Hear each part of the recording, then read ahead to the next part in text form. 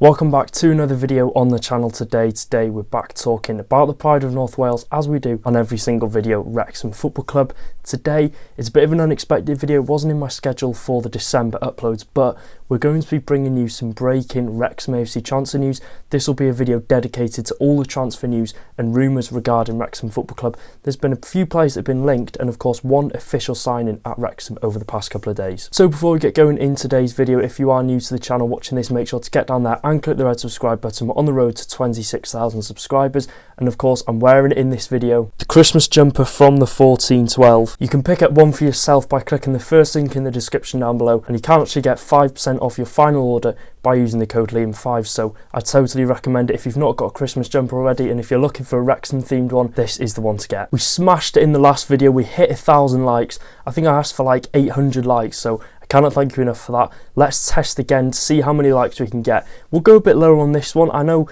every time you should build on it, but let's keep humble and let's see if we can hit. Let's go for 700 likes on today's video. That would still be incredible. So everyone watching this right now, make sure to drop the like button, and it will have been on screen when I've been talking then. All the incredible people that have supported the channel further, I cannot thank you enough for that. The channel is hopefully going to get better and better as we go into 2025. So let's stop talking and let's get talking about transfer news. So starting off with the confirmed signing of goalkeeper Brad Foster, not Ben Foster, Brad Foster. Now before kick-off on Saturday against Burton Albion, we announced the signing of young goalkeeper Brad Foster on a short-term contract, with him coming in to add depth into the goalkeeper department due to obviously the long-term injury sustained by Callum Burton, who is out for the whole season now after a thigh injury, and Arthur Okonkwo, who, yeah, it's a bit hit and miss whether he'll be back before the end of the year. So Brad Foster has come in. Of course, we only had two goalkeepers left, Mark Howard and Liam Hall, so getting that third in Brad Foster I think was definitely needed. We saw him play last night in the Virtue Trophy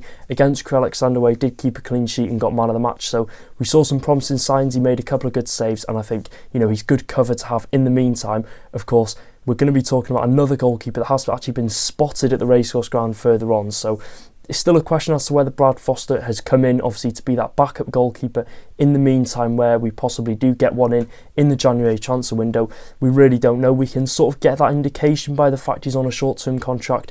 It's something, you know, that he's looking for a temporary goalkeeper to fill in the void of, you know, Callum Burton, who was the backup and then obviously went to that first team spot. And having two goalkeepers at this stage in the season, and, you know, one of them being a youth goalkeeper and one of them being, you know, a veteran goalkeeper, it's not ideal at all. So bringing Foster in was a much needed bit of business by Parky, and I've got in my notes here there's a big chance he could feature against Crewe Alexander in the EFL Trophy. We obviously saw that he did start in goal. He made a couple of good saves, as I've previously said, man of the match, all that good stuff. So yeah, it's a good signing. He's made a good first impression in the EFL Trophy, and, you know, will he stay on after his short-term contract expires? Will he be seen as an option for the rest of the season? That's down to Parky and his team, but at the early stages he's got man of the match. He's got a good game under his belt against a good opposition, so yeah, I think we can give a warm welcome to Brad Foster. If you want a backstory of Foster's career, of course, as we know, he's still relatively young. He's played for Derby, Stoke City and West Brom at youth level, whilst also making 4 senior appearances in the National League North for Rushall Olympics. So, you know, he's had that youth experience at a lot of different clubs, and finally he's gained that needed experience at the men's level of Rushall Olympic, and of course playing yesterday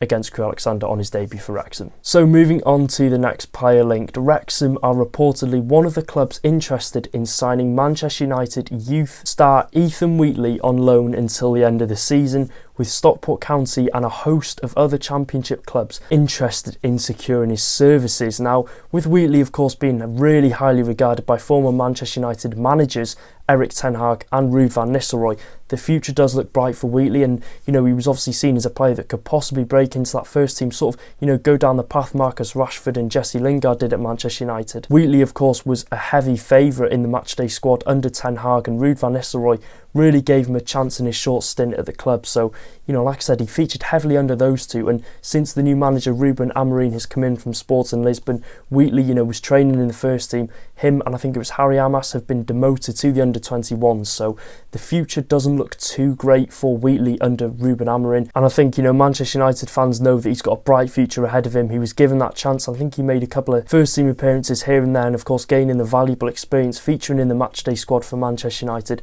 in the Premier League and in European competitions. But as things stand, the new manager has come in. He's been demoted to the under-21s, and I think there's only one thing that Ethan Wheatley needs now in his career, and that is that loan move to play consistent professional football in the men's game. And like I've got my notes down here, Manchester United fans have said, he's got a bright future, and it's a big move whatever route he does take in January, because I don't think they'd like to see him sitting in the under-21s for the rest of the season. I'm sure Ethan Wheatley won't do as well, because he must have thought, he's got that spark, he's got that real good chance under Erik ten Hag, who really favoured him a lot and thought very highly of him, and Ruud van Nistelrooy's continued to give him his chance when ten Hag left. So he must have been thinking that consistent feature in the matchday squad, and hopefully will lead to that consistent run of games in the Manchester United 11. Probably not starting, but featuring, and then all of a sudden the new managers come in and he's just completely been forgotten about. So I think he does need that consistent run of games for a team, and Wrexham are interested, Championship clubs are interested, Stockport County, so there are a lot of clubs interested in Wheatley, and it's a big question as to whether which team he does join. And it is a big step for him, like I said, being at just 18 years old, the striker. Of course, he'll have his agent around him, the advisors at Manchester United, to make that correct decision as to where he wants to go, because he's very, very young, and it's a question, is he ready for that consistent run of games? Because the Premier League is completely different to League One. It is going to be a physical battle for Wheatley. Whether he thinks he possibly needs that run of games for the under-21s until the end of the season and then assess his future then, it's another question. I think he will be thinking, and I think the manager will be thinking, this is his time to go and excel at a professional club. He's shone in the youth setup at Manchester United, 6 goals in 12 games, whilst also featuring for United in the National League Cup away at Rochdale. So, of course, he hasn't had that consistent run of games in the Manchester United team yet. But last season, he also massively impressed in the youth setup at United, recording 18 goals and assists in 30 games. And he also gained valuable minutes in the Premier League against giants Arsenal, Crystal Palace and Sheffield United. So, he's got that taste of football at the Theatre of Dreams, Old Trafford, and against some rough opposition in Crystal Palace and Sheffield United. When it comes to youth players and at big clubs like Manchester United, there'll be plenty of goal compilations and compilations of these players, and I was really watching, a fair few of them of Ethan Wheatley, and he seems to have a really good eye for goal, a really good finisher, and he's also got a very good touch on him as well. And at 18, I can imagine he'll offer a lot of pressing up front, he'll be full of running, he'll have a good tank, and will just be a constant runner, unease in the defence. And like I said, if you do just type in Ethan Wheatley compilation on YouTube, you'll see, his games and goals and involvements in the Manchester United setup. His touch to bring it down, and his just awareness as a young player, I think, is really, really good, and I think he would be an interesting addition to this Wrexham squad. Of course, 18 years old, he's a lot younger than any strikers we currently do have in the setup, but I think he could learn a lot off the likes of Fletcher, Mullin, Palmer. And I think, as well as Wrexham fans and Ethan Wheatley, I think Manchester United fans as well want to see what he is all about, because they've seen glimpses of him for 5-10 minutes in games, but I think they'll want to see him consistently in a team, for a good long spell. So we're going to move back about talking to goalkeepers now. Hull City goalkeeper Timothy Lo-Tutala was actually spotted at the racecourse ground last night ahead of our fixture in the EFL Trophy against Crewe, ahead of a possible move to Wrexham Football Club. This might be a name you might remember, and I'll get talking about why you might remember the name. Now, he's a young 21-year-old goalkeeper currently contracted at Championship side Hull City until 2028. I do believe he's 4th or 5th choice at Hull, so that's another reason why this signing could make sense.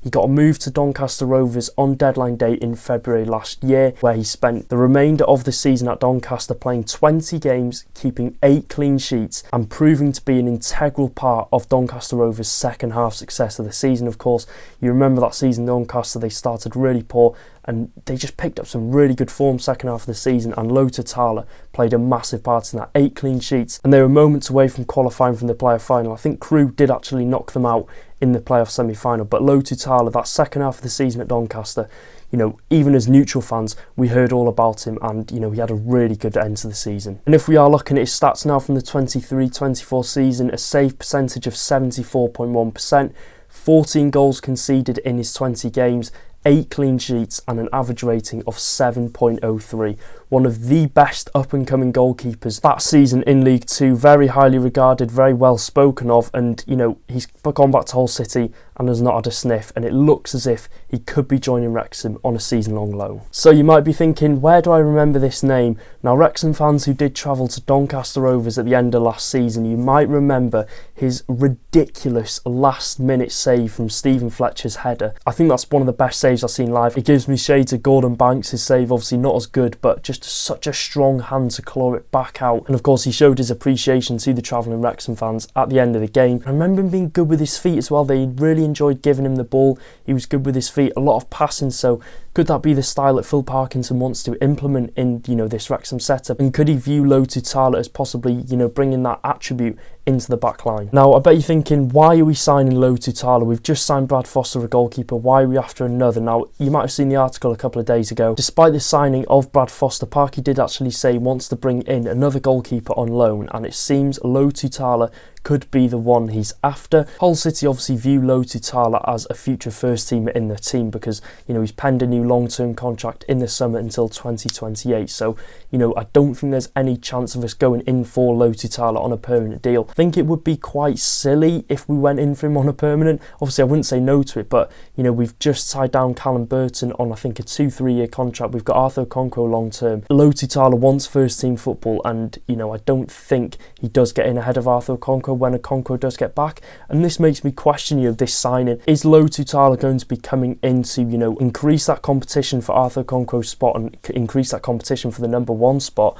Or could we get him in some sort of loan and then play him up until Arthur's back? I'm not really too sure what the situation will be when Arthur does recover from his injury, but don't get me wrong, this would be a really good signing. He'd be one of the better backups in League One. Obviously, he'd had good competition. We know he's good with his feet. He's an incredible shot stopper. He's still very young, but he's shown some really promising signs at such a young age. And I think as well, it really does help that we've watched a full 90 minutes of him recently in April away at Doncaster Rovers, so we know the type of goalkeeper he is.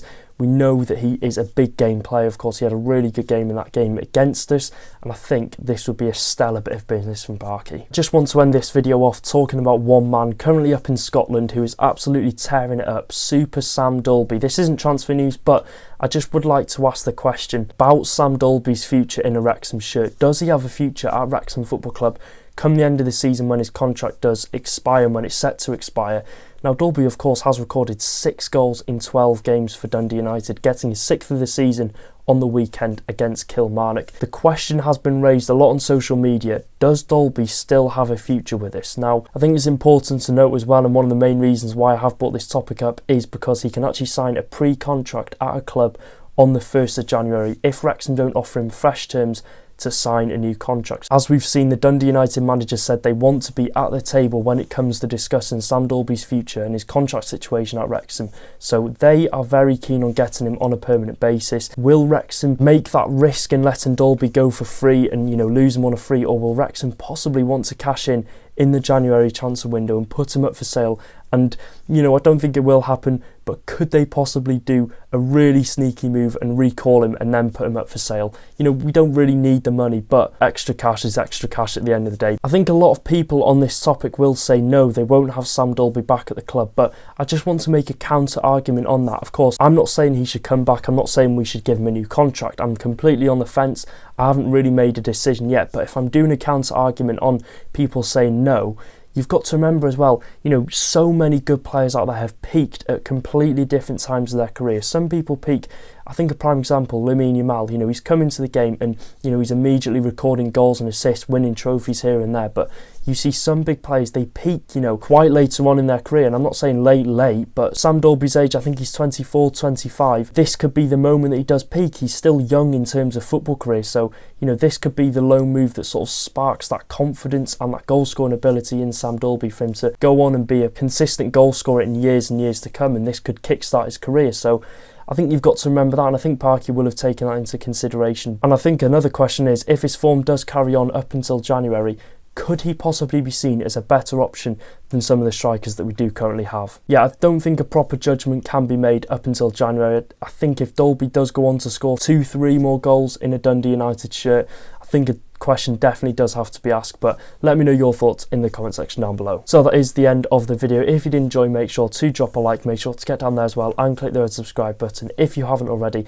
We're on the road to 26,000 subscribers, and I will see you in another video. Take care, guys. Up the town.